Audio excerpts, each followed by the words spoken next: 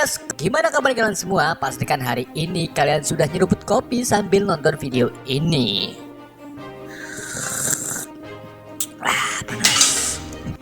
Di video kali ini saya akan merangkum aljuta film Thor yang dirilis pada tahun 2011, disutradarai oleh Kenneth Branagh dan diproduksi oleh Marvel Studio. Dibintangi oleh Chris Hemsworth sebagai Thor Odinson, Natalie Portman sebagai Jane Foster, Tom Hiddleston sebagai Loki, Idris Elba sebagai Heimdall, Anthony Hopkins sebagai Odin, dan masih banyak aktor keren lainnya. Film ini bisa dibilang urutan ke-6 dari Marvel Cinematic Universe. Saya tak bahas yang kelimanya karena sudah saya upload lebih dulu, yaitu film The Incredible Hulk. Yang belum nonton alcutanya bisa nonton terlebih dahulu, link ada di pojok kanan atas video. Oke, jadi film ini mengisahkan Thor Odinson yang diusir oleh ayahnya dari kerajaan Asgard karena kecerobohan serta kesombongan Thor itu sendiri. Thor dibuang ke bumi bersama senjatanya yaitu Mjolnir. Untuk kembali ke Asgard yang terletak di antar galaksi, Thor harus menjadi pribadi yang bijak dalam memutuskan suatu hal. Gimana kisah Thor selanjutnya? Daripada tidak penasaran, mari kita simak lanjutannya.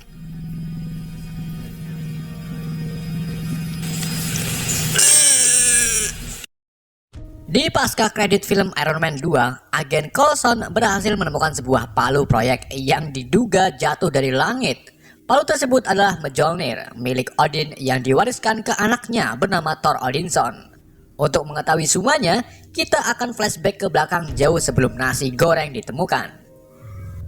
Pada 965 Masehi di Tonsberg, Norwegia, penduduk kecamatan Tempe Urik didatangi oleh kaum Giant Frost dari planet Jotunheim yang bertujuan untuk mengambil alih bumi.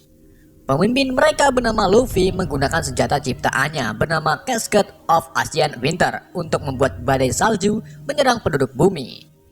Manusia di bumi tak bisa melawannya, sampai akhirnya Raja Odin dan pasukannya dari kerajaan Asgard datang untuk berperang melawan Giant Frost. Peperangan tersebut dimenangkan oleh Asgard, membuat Giant Frost memutuskan untuk kembali ke asalnya. Casket of Ancient Winter diambil oleh Odin dan meletakkannya di istana Asgard. Odin mengatakan kepada dua anaknya bahwa salah satu dari mereka akan meneruskan tahtanya. Kedua anak tersebut bernama Thor dan Loki. Puluhan tahun kemudian, saat kedua anak Odin dewasa, Odin mengadakan upacara pelantikan penerus tahta Asgard yang ditujukan untuk Thor yang juga telah memiliki senjata Asgard paling bersejarah, yaitu Mjolnir. Sang adik yaitu Loki terlihat iri dengan Thor karena dari dulu Loki juga menginginkan posisi Thor saat ini. Namun pada saat akan dilantik, ada beberapa penyusup dari Giant Frost ke ruangan Casket of Ancient Winter. Odin memberhentikan pelantikan, kemudian menyuruh penjaga Destroyer untuk menghancurkan para penyusup. Setelah semua penyusup sudah dihancurkan, Odin mengungkapkan bahwa pertahanan Asgard sangat kuat dan ketat. Tak mungkin penyusup bisa kemari tanpa orang dalam. Thor tidak terima dan ingin menyerang balik Giant Frost. Akan tetapi, Odin melarangnya. Hal tersebut membuat Thor merasa jengkel kepada ayahnya sendiri.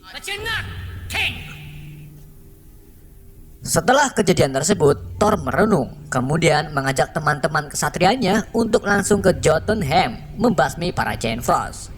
Kesatria tersebut terdiri dari Fandral, Hugon, Volstagg, dan Lady Sif, serta Loki.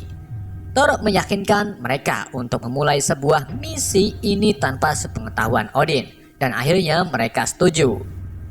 Semuanya menuju ke jembatan Bifrost, sebuah jembatan yang bisa menghubungkan ke dunia lain. Setibanya di ruangan portal Bifrost, mereka dihadang oleh penjaga perbatasan bernama Heimdall. Thor membujuk Heimdall dan akhirnya Heimdall setuju. Kemudian ia mengirim mereka ke Jotunheim.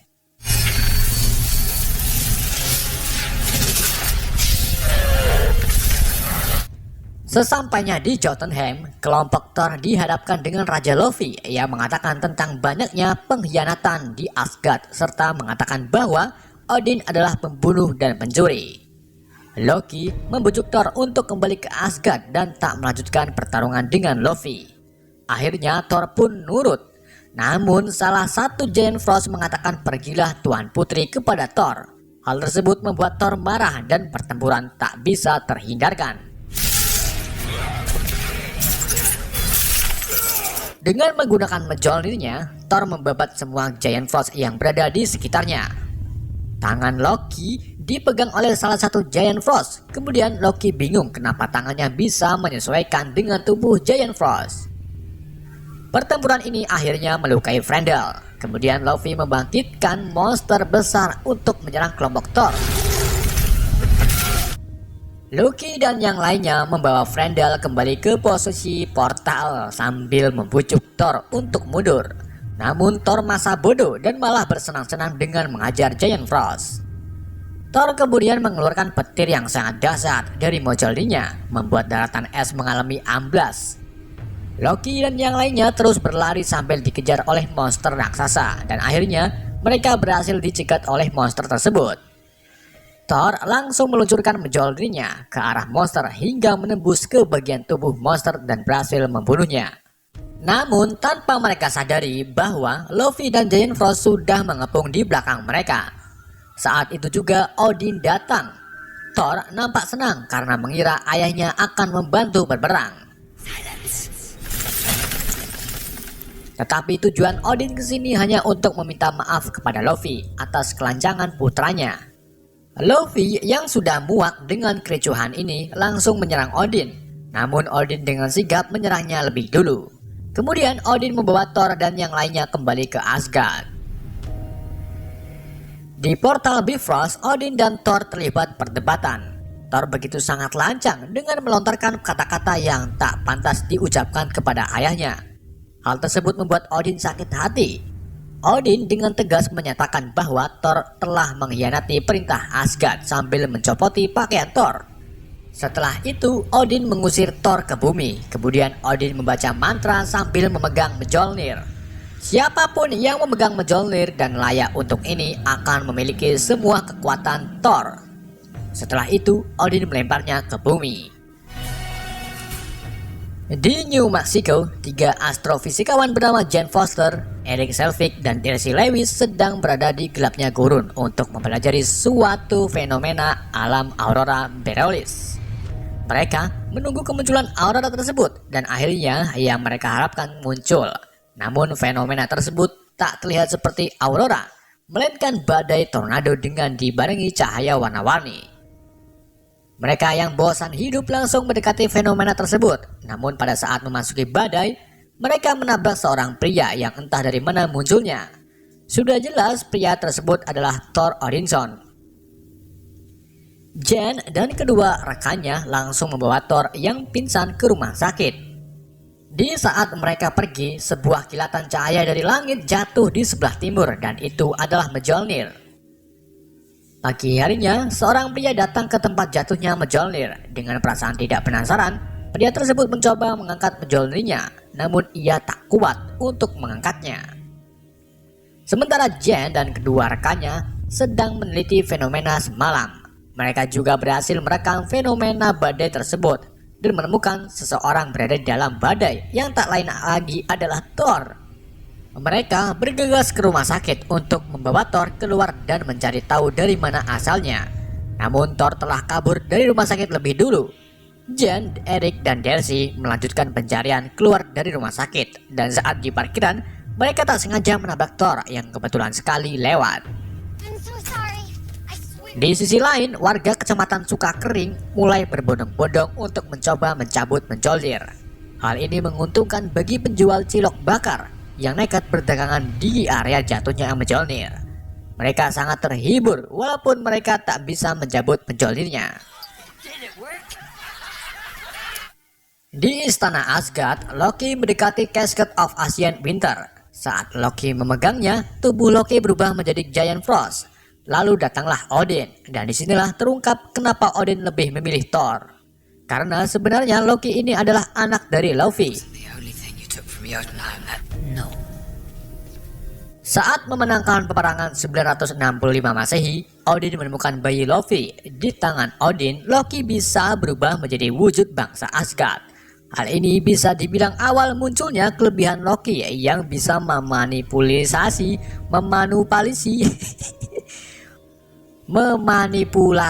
dan menyalin tubuhnya seperti Naruto.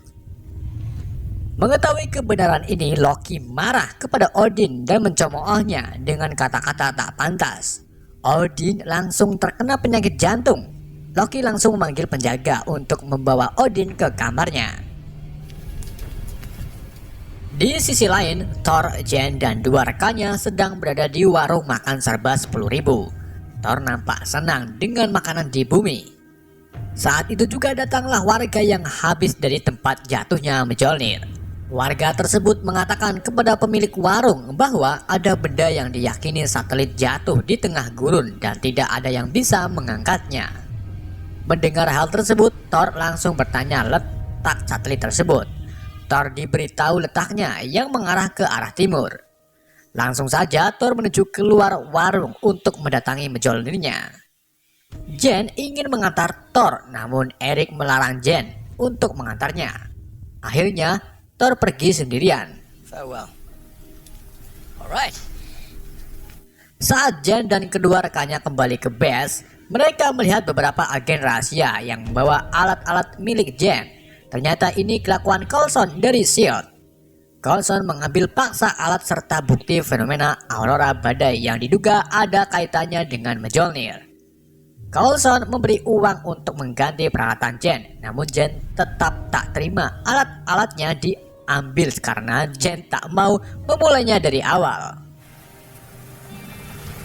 Years of research. About the backups. Setelah kejadian tersebut, Eric mengungkapkan bahwa ia tahu tentang S.H.I.E.L.D., di mana pada waktu itu Eric mempunyai teman ilmuwan bernama Bruce Banner yang berhasil menciptakan serum prajurit super dari sel gamma, yang tak lain lagi adalah Hulk. Temuan Bruce membuat pemerintah mengejar Bruce, termasuk anggota S.H.I.E.L.D. Di Asgard, Fandral, Volstagg, Hugon, dan Sif berencana untuk menemui Raja Odin. Namun yang berada di tempat bukanlah Odin, melainkan Loki, yang kini mengklaim bahwa dirinya adalah raja pengganti Odin. Volstagg dan yang lainnya mengajukan permohonan untuk mencabut hukuman Thor kepada Loki. Namun Loki menolaknya dan meminta keempat kesatria untuk setia kepada Asgard. Sedangkan Thor mulai kelelahan berjalan kaki. Ia memasuki toko hewan untuk mencari kuda yang nantinya akan dijadikan alat transportasi. Kemudian Jane datang menawarkan tumpangan untuk Thor, dan sebagai imbalannya Thor harus cerita dari mana asalnya. Sesampainya di lokasi Mjolnir berada, Jane terkejut karena sekarang anggota S.H.I.E.L.D. sudah memagari wilayah jatuhnya Mjolnir. Thor memutuskan untuk menyusup sendirian, sementara Jane bersembunyi di bukit. Thor mulai melumpuhkan penjaga satu persatu. Namun, gak lama kemudian anggota S.H.I.E.L.D. mengetahui bahwa ada penyusup yang mencoba masuk. Alarm telah dibunyikan dan petugas keamanan mulai turun kaki. Thor nekat masuk ke tenda dan menghajar petugas yang mencoba menghalanginya. Coulson menyuruh salah satu penembak jitu yang ternyata adalah Clint Barton atau Hawkeye.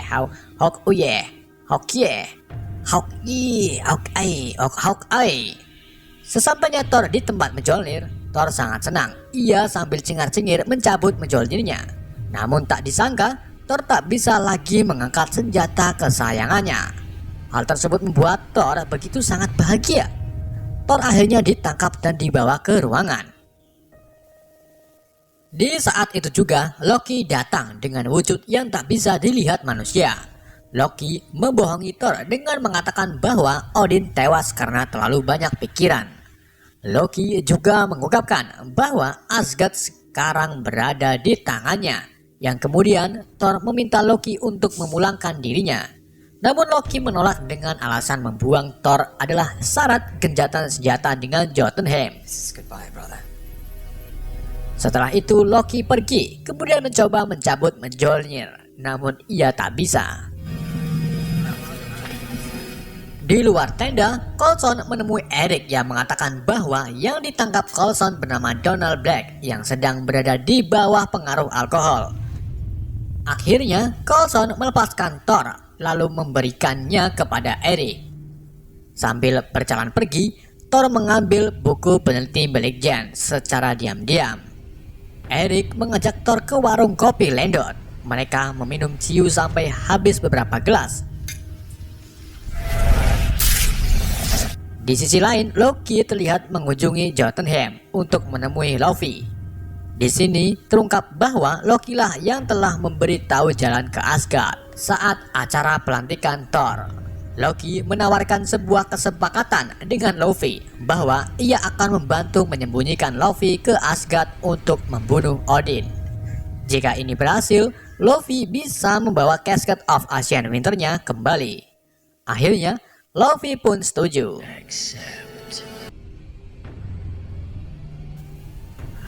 Volstagg, Frendel, Hugon, dan Sif dikirim ke Meksiko dan langsung mencari Thor ke arah kota. Loki mengetahui rencana keempat kesatria Asgard untuk membawa Thor pulang. Maka dari itu, Loki mengirimkan Destroyer ke bumi untuk membunuh Thor. Kelompok Volstagg akhirnya menemukan Thor yang sedang kumpul dengan Jen serta dua rekannya. Jen dan yang lainnya mulai bingung dengan pakaian teman-teman Thor. Di sini mereka belum percaya 100% bahwa Thor berasal dari Asgard. Di sini Sif mengatakan bahwa Odin belum mati dan semua ini kebusukan Loki. Hal tersebut membuat Thor murka dengan adik tirinya. Sedangkan di portal Bifrost, Loki mendatangi Heimdall dan memberhentikan Heimdall sebagai penjaga Bifrost karena telah mengirim 4 kesatria tanpa sepengetahuannya. Setelah itu, Loki membekukan Heimdall dengan Casket of Ancient Winter. Coulson dan agen lainnya menemukan bekas portal 4 kesatria. Kemudian mereka melihat badai tornado turun dari langit dan muncullah Destroyer. Tanpa basa-basi, Destroyer menyerang Coulson dan pasukannya. Sementara Thor dan kelompoknya melihat kericuhan yang dibuat oleh Destroyer. Mereka langsung memperingatkan para warga untuk pergi dari kota ini. Saat semuanya aman, Destroyer tiba di kota. Volstagg, Hugon, Heimdall, dan Sif mencoba untuk menyerangnya. Sif berhasil menusukkan pegangan sapu ke leher Destroyer. Namun gak lama kemudian, Destroyer membalikkan badannya lalu menembakkan laser ke arah Sif. Kelompok Volstagg kewalahan dan akhirnya mereka memilih mundur. Thor memutuskan untuk menghadapi sendirian karena ia yakin yang mengendalikan Destroyer adalah Loki. Thor berdiri di depan Destroyer lalu mengatakan permintaan maaf kepada Loki dan menyuruh Loki untuk tidak membunuh penduduk bumi yang tak bersalah. Thor menyarankan Loki untuk membunuh dirinya, dan gak pakai lama, Thor langsung ditempiling hingga terpendal jauh. Jen mendekati Thor sambil menangis bahagia. Tindakan Thor ini adalah murni dari hati Thor untuk menjaga penduduk bumi dan teman-temannya. Thor sekarat, namun gak lama kemudian, Mjolnir bergerak, kemudian terbang dengan cepat ke arah Thor. Eric langsung menyeret Jen ke tempat yang aman. Thor dengan sigap menangkap Mjolnirnya dan kini kekuatan Thor kembali sempurna. Thor langsung membuat tornado untuk menyeret Destroyer ke udara. Setelah itu, Thor dengan mudah mengalahkan Destroyer dengan cara memasukkan mercon ke tubuh Destroyer lalu meledak.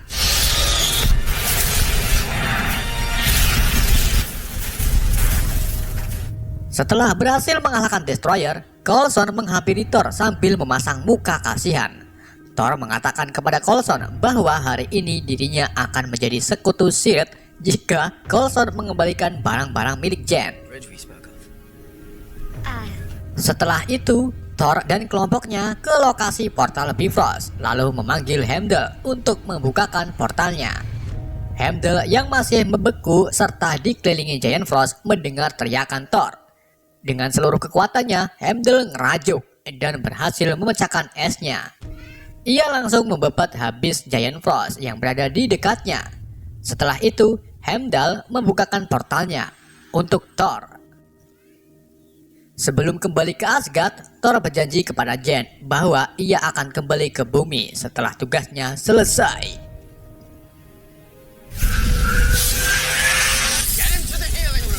Thor kembali ke Asgard. Ia langsung terbang menuju ke ayahnya yang sekarang akan dibunuh oleh Laufey. Namun, Loki tiba-tiba menyerang Laufey sampai akhirnya membunuh Laufey. Loki melakukan ini agar terlihat seperti pahlawan di depan ibunya. Gak lama kemudian, Thor datang dan mengatakan semua ini adalah kelakuan Loki. Loki langsung menyerang Thor dengan sapu lidinya. Kemudian pergi ke Bifrost untuk menghancurkan Jotunheim. Loki berhasil mengarahkan portal ke Jotunheim, kemudian menguncinya dengan casket. Portal tersebut akan merusak semua permukaan Jotunheim. Thor datang untuk menghentikan perbuatan adiknya, dan mereka terjadi pertarungan.